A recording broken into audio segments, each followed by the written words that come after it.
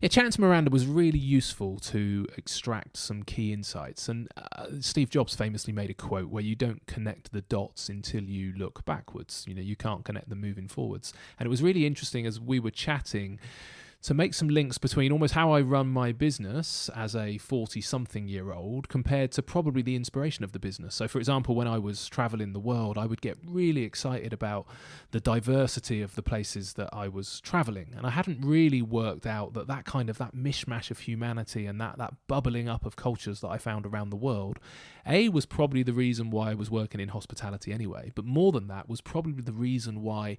I really wanted to give my team a lot of freedom, and actually probably why I have a tendency as an entrepreneur every now and again just to throw all the balls in the air and see where they land and cause a bit of chaos. Really probably comes because it's deep rooted in me that traveling the back streets of Bangkok or of Vietnam, and where I started to get excited about humanity and spending my life working in the hospitality sector rather than in London sat behind a desk.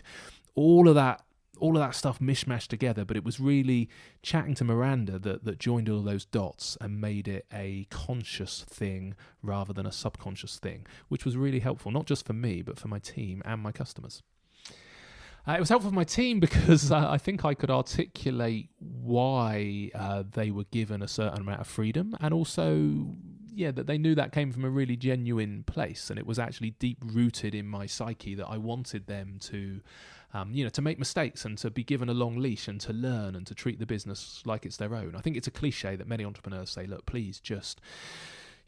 run the business and treat it like it's your own every day and imagine what you would do. But I think it's much easier now to say, look, this is actually deep rooted in the reason that I'm an entrepreneur and the reason that I'm self-employed, and the reason that I'm self-employed in hospitality comes from these